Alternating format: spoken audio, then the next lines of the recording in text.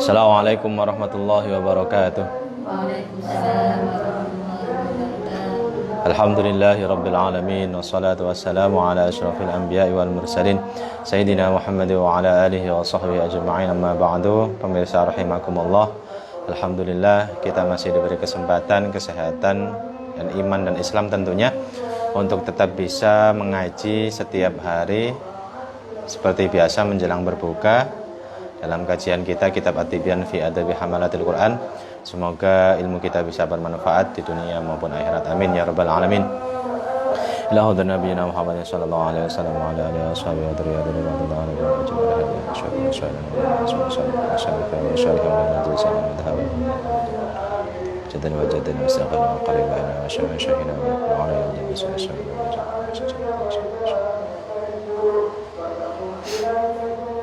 Al-Fatihah. A'udzu billahi minasyaitonir rajim. Bismillahirrahmanirrahim. Alhamdulillahi rabbil alamin. Ar-Rahmanir Rahim. Maliki yaumiddin. Iyyaka na'budu wa iyyaka nasta'in. Ihdinas siratal mustaqim. Shiratal ladzina an'amta 'alaihim ghairil maghdubi 'alaihim waladdallin. Bismillahirrahmanirrahim. Qala al-muallif rahimahullah wa nafa'ana bihi wa bi'ulumihi fid dharain. Amin. Bismillahirrahmanirrahim. Faslun ay hadza faslun fil amri ing dalem merintah bita'ahudil Qur'ani kelawan merhatekno Qur'an wa tahdhiri lan ngelingaken min ta'ridihi saking mengo saking Qur'an linisyani mergo lali. Jadi bab ini bab menjelaskan tentang perintah untuk selalu memperhatikan Al-Quran dan berkomitmen terhadap Al-Quran, serta peringatan agar tidak berpaling melupakan Al-Quran. Sabata tetap an Abi Musa al-Ash'ari, saking Abu Musa al-Ash'ari radhiyallahu anhu, anin Nabi sallallahu alaihi wasallam, saking Nabi Muhammad sallallahu alaihi wasallam, Qala ngendika sinten Kanjeng Nabi, ta'ahadu perhatekno sira kabeh hadzal Qur'ana ing ikilah Qur'an. Fawalladzi mongko demi zat nafsu Muhammadin kang utawi nyawane Muhammad iku biyadihi ing dalam kekuasaane alladzi lahuwa yakti utawi Qur'an iku asyaddu luwe abot apane tafallutan ucule cekelane ucule ngene asyaddu luweh abot luweh berat apane tafallutan ucule minal ibili saking unta fi uquliha ing dalam pira-pira taline unta. Rawahu ngriwayatno ing hadis sapa Al-Bukhari Imam Al-Bukhari wa Muslimun lan Imam Muslim. Jadi yang pertama diriwayatkan dari Abu Musa al-Ash'ari bahwa Rasulullah Shallallahu Alaihi Wasallam bersabda. Jadi Rasulullah memerintahkan kita untuk selalu memperhatikan Quran. Ta'ahadu hadzal Quran. Komitmenlah, perhatikanlah Quran ini, kata Rasulullah. Karena demi zat yang nyawa Nabi Muhammad itu di kekuasaannya, di genggamannya, Al-Quran itu lebih cepat, lebih gampang lepas daripada unta yang di tali kekangnya, tali kendalinya. Jadi memang ini sebuah motivasi bagi orang-orang yang belajar Quran, bagi orang-orang yang mau menghafalkan Quran untuk selalu murojaah, untuk selalu deres, untuk selalu komitmen dengan hafalannya. Karena Al-Quran itu ibarat unta yang gampang berot itu apa? Ucul. Lebih mudah lepas daripada unta yang ada di kendalinya. Tuh. Jadi gampang lepas, gampang hafal. Kalau kata orang-orang itu ya, membuat setoran Quran itu mudah, namun setelah itu hilang, lupa. Itu loh Quran. Beda kalau kita ngafalkan yang lain, pasti mancep. Apalagi lagu-laguan itu mancep itu di otak. Wa ani bin Umar, dan diriwayatake saking Ibnu Umar radhiyallahu anhuma, apa anna Rasulullah sallallahu alaihi wasallam, sak temene Rasulullah sallallahu alaihi wasallam iku kala ngendika sinten Rasulullah, innama mathalu sahibil Quran, angin pestine utawi perumpamaane wong kang duweni Quran iku kamathalil ibili, kaya umpamane unta al muallaqati kang den taleni, in ahada lamun merhatekno sapa man alaiha ing atase ibil, amsakoha mongko ngeker sapa man ing ibil, wa in atlaqaha mongko lamun ngeculake sapa man ing ibil, zahabat mongko ilang apa ibil. Jadi seperti hadis yang pertama itu bahwasanya perumpamannya orang yang memiliki hafalan Quran itu layaknya unta yang ditali, unta yang dijaga, gampangannya seperti itu, ditalikan pada sesuatu agar tidak lepas. Ketika ia memperhatikan unta tersebut, maka unta tersebut tidak akan lepas. Namun ketika orang tersebut melepaskan dari talinya, ya unta itu akan hilang. Seperti halnya Al-Quran, ketika tidak diulang, tidak diikat, tidak diperhatikan, ya lepas, hilang. Namun ketika itu diulang-ulang terus, dideres terus, dibaca terus menerus, itu akan tetap akan tetap apalagi. Jadi sesulit itu harusnya harus memiliki ekstra keras, memiliki komitmen untuk tetap menjaga hafalannya. Kemudian wa'an Anasin, yang diriwayatna saking Anas Ibni Malikin, Anas bin Malik radhiyallahu anhu, qala ngucap sapa Anas, qala ngendika sapa Rasulullah sallallahu alaihi wasallam, uridot dan pentokake alaya ing atase ingsun apa ujurun pira-pira ganjaran, apa ujur ummati pira-pira ganjarane umat ingsun, hatal qadatu sehingga hatal qadati sehingga napa bleduk. Jadi debu-debu yang berterbangan itu, debu-debu yang di lantai itu, hatal qadati yukhrijuha kang ngetokake ing qadat sapa ar-rajulu wong lanang minal masjidi saking masjid. Wa uridat lan den pentokake alaya ing atase ingsun apa dzunu bu ummati pira-pira dosane umat ingsun, falam ara mongko ora ningali sapa ingsun zamban ing dosa a'dzama kang luwih gedhe min suratin saking surah, saking sak surat minal Qur'ani saking Quran, au ayatin utawa sa ayat utiha kang den paringi ing surat lan ayat sapa rajulun wong lanang, tsumma nasiyaha nuli lali sapa rajul ing surah utawa ayat. Wa an Sa'd bin Ubadah, dan diriwayatannya saking Sa'ad bin Ubadah anin Nabi saking Kanjeng Nabi Muhammad sallallahu alaihi wasallam, qala ngendika sinten Kanjeng Nabi, man utawi sapane wong iku qira'a maca sapa man Al-Qur'ana ing Qur'an, tsumma nasiyahu nuli lali sapa man ing Qur'an, laqiya mongko ketemu sapa man Allah ing Gusti Allah azza wa jalla yaumal qiyamati ing dalem dinane kiamat, wa huwa hale utawi man iku ajdamu buntung. Rawahu ngriwayatna ing hadis sapa Abu Dawud, Imam Abu Dawud, wa Darimi lan Imam Ad-Darimi.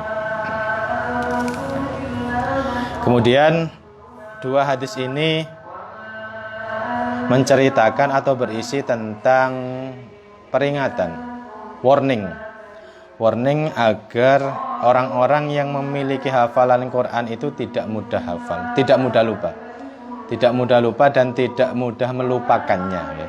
Tidak mudah melupakannya. Nah, di sini Rasulullah Shallallahu Alaihi Wasallam bersabda bahwa aku Kanjeng Nabi, itu diperlihatkan pahala-pahala umatnya, sehingga atau sampai pahala dari debu-debu yang ada di masjid yang dikeluarkan oleh seseorang. Jadi maksudnya pahala orang nyapu masjid. Nah, itu. Jadi debu-debu yang kotoran-kotoran yang ada di masjid, yang dikeluarkan dari masjid, itu ada pahalanya. Itu diperlihatkan kepada Rasulullah, pahala. Sampai sebegitu kecil pun, maksudnya sekecil apapun pahala itu pasti akan terlihat, akan diperlihatkan. Dan kemudian Rasulullah itu juga diperlihatkan dosa-dosa umatnya. Ya banyak sekali ya dosa, macam-macam. Namun Rasulullah tidak melihat dosa yang lebih besar daripada dosa orang yang memiliki hafalan satu surat Quran atau satu ayat atau beberapa ayat yang telah ia hafalkan, yang telah dia dapatkan, yang telah dianugerahkan kepada dia, kemudian dia melupakannya. Nah itu jadi dosa ya. Kalau kita membahas dosa itu banyak sekali macamnya. Nah, dari sini bisa kita ambil kesimpulan bahwa memiliki hafalan Quran itu merupakan sebuah anugerah yang besar. Sebuah titipan anugerah yang Allah berikan kepada kita yang teramat besar. Dan ketika kita mengabaikannya, ketika kita melalaikannya, ketika kita tidak menghiraukannya, ketika kita melupakannya, maka dosanya pun akan besar. Kemudian di hadis yang lain Rasulullah mengatakan bahwa barang siapa yang membaca Quran kemudian melupakannya, maka dia akan bertemu di hari kiamat nanti akan bertemu dengan Allah dalam keadaan yang buntung. Buntung itu entah itu kakinya yang buntung, entah itu tangannya yang buntung. Nah, ini biasanya dijadikan salah satu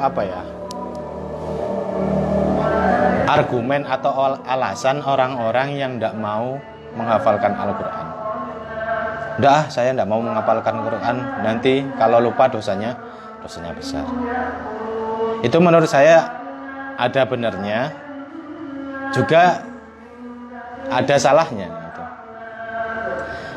Satu, benarnya di mana? Memang benar orang yang hafal Quran kemudian lupa itu dosa besar.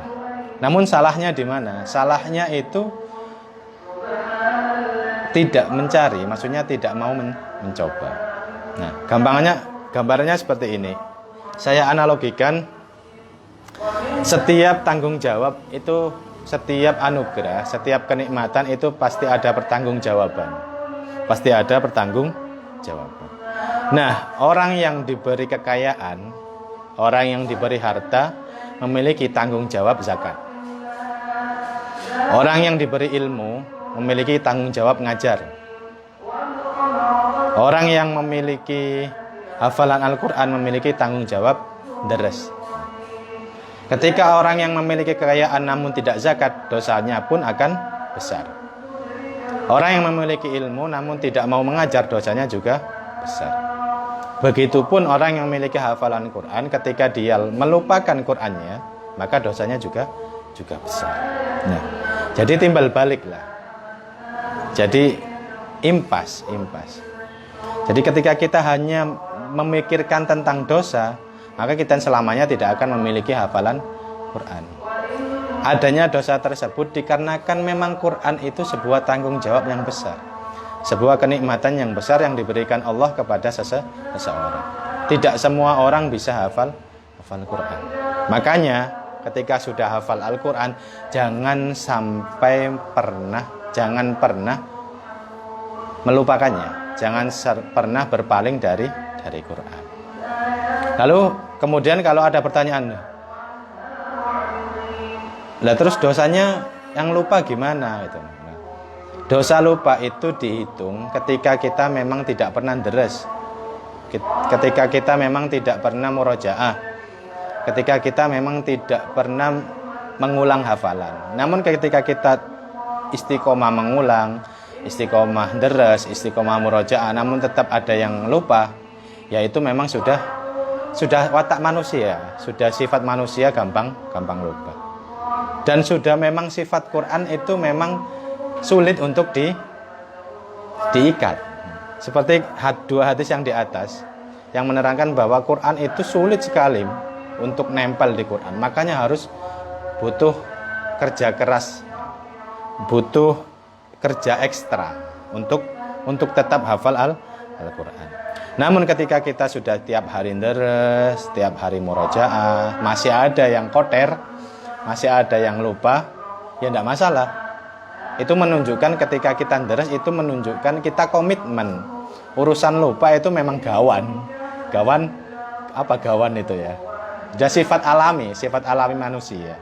Tidak apa-apa kalau seperti itu, tidak dosa. Yang dosa ketika sudah pernah hafal kemudian ditinggal, jelek, tidak pernah diulang atau dibaca lagi.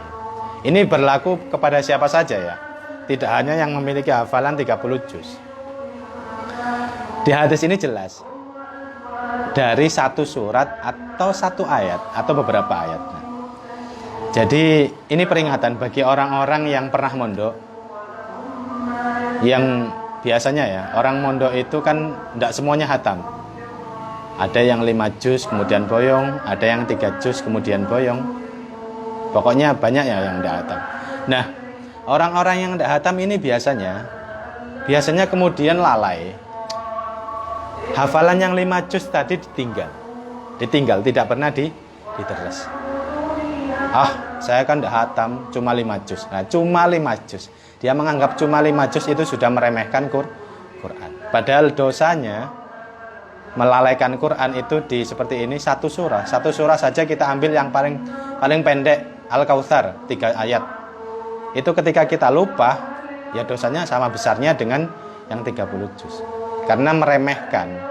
Sama dengan kita hafal beberapa ayat pun ketika kita sudah hafal dan melupakannya, melalaikannya, tidak diulang, ya tetap dosa besar. Bukan yang dosa yang hafal 30 juz saja, yang hafal beberapa juz saja juga terkena dosa ketika ia meninggalkannya. Namun yang jadi catatan saya itu, ayolah yang cuma punya hafalan juz amma, ya juz ammanya itu diteres. Jangan sampai pernah bilang seperti ini, saya dulu pernah hafal juz amma, pernah, dan sekarang sudah tidak hafal. Dosanya juga sama besarnya karena dia melalaikan hafalan Qur'annya. Saya dulu pernah hafal 5 juz, kemudian sekarang tidak hafal. Nah, itu sama dosanya orang yang punya hafalan 30 juz lalu lupa. Jadi apa yang terpenting, yang perlu digarisbawahi, yakni komitmen. Ketika kita sudah memiliki hafalan Quran, meskipun tidak seutuhnya, tidak 30 juz, entah itu beberapa surat dari juz amma, entah itu dari surah Ad-Duha ke bawah sampai Anas, entah itu cuma juz 30, entah itu cuma Yasin, entah itu cuma surah Al-Mulk atau dan yang lain-lain, kita harus tetap komitmen bahwa itu kalamullah yang harus dilestarikan, yang harus dijaga. Karena ketika kita memang melalaikan Quran, ya dosanya besar. Seakan-akan kita tidak membutuhkan Al-Quran, dan seakan-akan kita menganggap Quran itu hal-hal yang sia-sia, seperti hafalan-hafalan yang lain. Hafalan yang lain ya masalah ketika kita lupa, itu tidak masalah. Namun ketika kita sudah diberi anugerah Al-Quran, ya dijaga. Karena tidak semua orang bisa hafal Al-Quran. Kita ambil contoh surah Yasin. Surah Yasin kan pendak tahlil. Apa pendak tahlil itu? Setiap tahlilan kan dibaca. Namun yang hafal paling berapa orang saja. Padahal setiap tahlil dibaca. Tapi kan tidak semua orang hafal. Kadang sudah khomidun, bulat lagi. Fa'idahum jami'ul ladaina muhdharun. Fa'idahum jami'ul ladaina, bulat aja seperti itu kadang bulat aja di situ. Nah, dengan kita menghafal, dengan kita deres, itu menunjukkan bahwa kita berkomitmen terhadap Quran. Jadi kalau menurut saya, hadis tentang dosa yang dosa lupa hafalan itu jangan terlalu diambil dosanya, diambil hikmahnya apa? Hikmahnya apa sih itu? Hikmahnya ada hadis seperti ini, hikmahnya apa? Hikmahnya agar kita selalu mengulang hafalan, agar kita selalu membaca Al-Quran, agar kita tidak jauh dari Al-Quran. Nah itu yang ironisnya, yang saya sering batin itu orang yang mondoknya kemudian hafalannya tidak hatam, itu jangan sampai lah, meskipun 3 juz, 2 juz, 1 juz diulang terus, jangan sampai ditinggalkan. Karena dosanya juga sama dengan orang yang memiliki hafalan 30 juz yang kemudian melupakannya. Orang yang memiliki hafalan 1 juz pun ketika dia melalaikannya, ketika dia tidak pernah mengulangnya juga memiliki dosa yang sama. Jadi sergaplah terus. Jangan takut untuk menjadi penghafal Al-Quran. Jangan takut untuk menghafal Al-Quran. Insya Allah ketika kita istiqomah deres, pahala dan kenikmatan yang besar akan kita selalu dapatkan dari Allah. Mungkin itu yang bisa saya sampaikan. Semoga kita menjadi pribadi yang selalu dekat dengan Quran, tidak pernah jauh dari Quran.